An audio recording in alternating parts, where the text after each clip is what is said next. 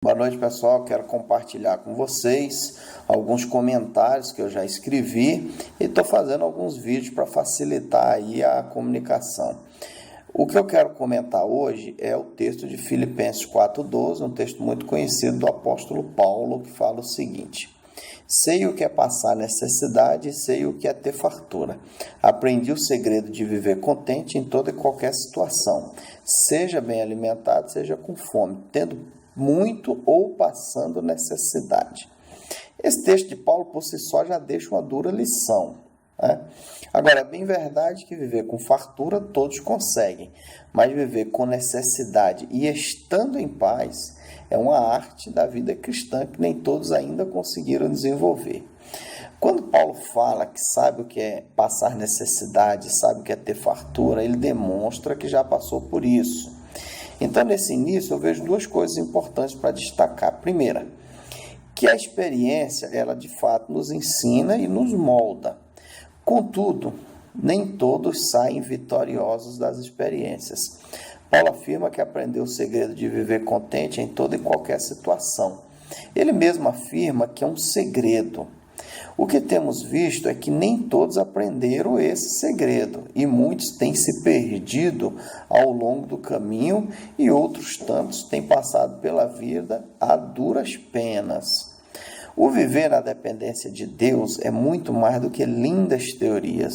O viver na dependência de Deus leva o ser humano a um nível de desprendimento tal das preocupações com a subsistência que nos torna como as aves, por exemplo.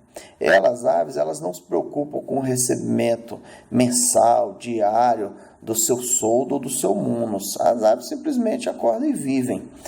Se elas não encontram alimento ou abrigo num determinado lugar, elas mudam para outro e assim vão.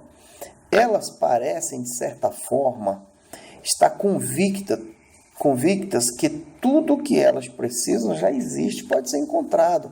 Elas parecem estar no seu Éden, pois não conhecem o perigo da escassez. A natureza, as matas, os rios, tão essenciais para elas viverem, são o sustento que Deus as dá. O instinto delas sabem disso. Tanto que não precisam de ensinamento, de palavras, de escola para aprender e viver.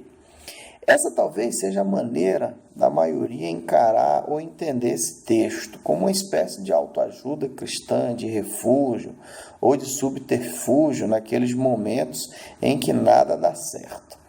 Parece ser um alento para que todos nós saibamos que podemos passar por problemas e o fato de confiarmos em Deus ser suficiente para nos dar a vitória.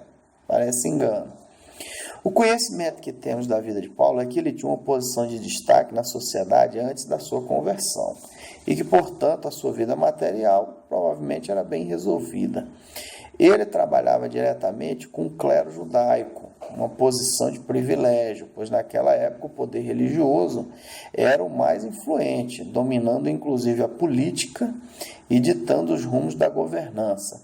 Dinheiro parecia não ser problema. Tudo mudou quando Paulo se converteu. A vida abastada acabou. Paulo se entregou ao caminho missionário e, portanto, deveria agora aprender a viver apenas com o que Deus provesse. É claro que, para isso, ele deveria passar por provações, para que o seu aprendizado fosse de fato efetivo. A segunda coisa que quero destacar é exatamente a vida de missionário de Paulo. Como missionário, Paulo viveu com o que recebia das doações. Essas doações muitas vezes não vieram e Paulo teve que trabalhar para se sustentar. Outras vezes vieram em abundância, de forma que ele tinha tranquilidade para o exercício do seu ministério. Na sua missão, Paulo dedicou tempo integral para cumpri-la, 24 horas por dia, descansando pouco e trabalhando muito. Tiramos uma grande lição para os nossos pastores e missionários, pois, na sua essência, esse texto fala disso. Tiramos muitas lições para a vida cotidiana de todos, mas, de forma geral, Paulo está falando como é a vida material de alguém dedicado a viver do Evangelho e para o Evangelho. Quando Paulo fala que aprendeu o segredo de viver contente em toda e qualquer situação, percebemos que ele atingiu um grande objetivo da vida cristã, que é o desprendimento deste mundo, vislumbrando a alegria da vida espiritual e celestial. Paulo passou por grandes momentos de reflexão e dedicação à comunhão com o Senhor. Para atingir o nível que Paulo chegou, é preciso gastar muito tempo na presença de Deus, momento a sós com o Senhor, dedicando a sua vida e recebendo do Senhor o entendimento necessário para as coisas que ele deveria passar, Paulo, todos nós hoje. O relacionamento íntimo com o Senhor, ele nos fortalece em todas as áreas. É isso que percebemos analisando a vida de diversos ícones da Bíblia e mesmo fora da Bíblia. Depois de observarmos as palavras de Paulo e fazer um comparativo com a forma que a vida transcorre, concordo que realmente existem segredos. O segredo narrado por Paulo trata da questão que é descobrir como viver contente, ou de outra forma, despreocupado com as situações e necessidades do dia a dia e da subsistência. Contudo, devemos lembrar que as lições de Paulo são, em primeira instância, aplicáveis à vida daqueles que eles escolheram viver da obra, das pessoas que se dedicam integralmente ao Evangelho e às igrejas, como é o caso dos pastores, dos missionários, dos ministros, citando, é claro, uma forma bem mais completa. Mas quero enfatizar principalmente a situação dos missionários, que é o caso de Paulo, que teve que deixar o seu domicílio, a sua parentela, a sua cidade, até mesmo o seu país, para se dedicar à pregação da palavra de Deus. Esses que dependem totalmente das igrejas, como é o formato de hoje, muitas vezes passam privações calados, se dobrando diante do Senhor para conseguir desenvolver o seu chamado. Esse é o aspecto principal desse texto de Paulo. Das diversas coisas que têm a capacidade de enlouquecer uma pessoa, acredito que passar fome esteja entre as primeiras, se não for a primeira.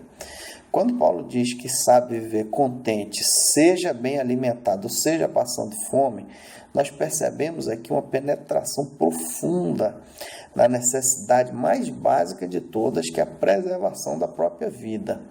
Uma pessoa com fome, ou melhor, passando fome, enfrenta uma situação de enfraquecimento físico enorme, tendo as suas forças diminuídas, suas funções biológicas diminuídas ou até mesmo suspensas, não raciocina direito, uma vez que o cérebro é um dos primeiros órgãos a serem afetados com a falta de alimento. O desespero é tão grande que já vimos notícias de pessoas que comeram terra, pedra, estrume, mato, entre tantas outras opções não ligadas diretamente à alimentação. Até mesmo a Bíblia narra fatos de desespero por causa da fome. Numa dessas narrativas, duas mães chegam a cozinhar o próprio bebê para comê-lo. E é claro, a fome mata em pouco tempo. A OMS diz que uma pessoa pode ficar, em média, 3 dias sem comer. Depois disso, os órgãos podem já entrar em falência. Até mesmo comer pouco prejudica uma pessoa. Comer uma quantidade menor que o mínimo necessário por muito tempo pode provocar uma série de doenças, inclusive algumas irreversíveis, como é o caso de algumas variantes do diabetes. Então, Paulo nos mostra que a pessoa temente a Deus e, por conseguinte, que vive conscientemente na sua dependência, pode alcançar a plenitude, vivendo contente com o que tem, seja pouco ou seja muito. A vida terrena ela é passageira. A vida após a experiência terrena é eterna. Vai durar para sempre e não tem volta ou segunda chance, como alguns pensam. Não é viver simplesmente 100 ou 1000 anos, é viver para sempre. E a forma que vamos passar essa eternidade é definida pela forma que estamos dispostos a viver enquanto terrenos. Tudo que Paulo fala nos seus textos vem demonstrar o resultado de uma vida espiritual correta. Os resultados já são experimentados aqui na Terra, é claro, mas serão determinantes para a eternidade. Viver na dependência de Deus é crer sem titubear nas providências divinas para as nossas necessidades. e nos desprendermos das preocupações. No lugar destas, entra a fé em Deus, que, é claro, cuida de cada um dos que nele creem. Mas tudo isso não exime, é claro, o homem do trabalho. Não confundamos, hein, pessoal? A providência de Deus vem através daquilo que nós escolhemos fazer e está diretamente ligada à vontade dele. Tendo muito ou passando necessidade. Outra frase desse texto de Paulo. Essa frase acaba por resumir o que vimos dizendo. Fica até mais fácil pensar em ter muitas posses ou quase nada, quando o pensamento está meio fora das necessidades mais básicas. Se contextualizarmos para os dias de hoje, podemos pensar que ter pouco é, por exemplo, não ter carro e ter que andar de ônibus ou a pé ou de outra forma. Nesse sentido, qualquer pessoa com a barriga cheia debaixo de um teto, por simples que seja, estaria apta a viver. O grande problema para os nossos dias é que as pessoas estão meio que num frenesi de consumo, onde o mais importante é ter e não o ser. As pessoas estão cada vez mais preocupadas em ter, em usufruir do sucesso pessoal, em ostentar, em ser grandes de alguma forma, do que pensar no simples desenvolvimento da sociedade ou da sua comunidade onde mora. As pessoas da sociedade moderna se desconectaram totalmente da espiritualidade. Hoje nada mais está ligado ao respeito e bons costumes de outrora e, em muito, defendido pelas religiões cristãs. Hoje tudo é permitido, o ser humano assumir o papel de protagonista das suas próprias vidas, desenvolvendo uma história cujo autor são elas mesmas. Num sentido restritivo, até parece sedutor e correto esse pensamento. Mas por mais que ele tenha algum sentido, isso não muda o fato que tudo foi criado por Deus e de alguma forma tudo voltará para ele, sendo para gozo ou para condenação ao inferno. No início comentei que viver com fartura todos conseguem. Pois bem, faço uma ponderação aqui. Até mesmo viver com fartura e não estar bem consciente das coisas espirituais pode levar o homem ao deslumbre, à vulgaridade, à desconexão com Deus. Paulo bem nos alerta com a sua experiência que todas essas vontades modernas de sermos muito mais do que de fato somos é um engodo para a nossa própria destruição. Construtivo e permanente é a alegria desfrutada com as coisas que conquistamos na presença de Deus.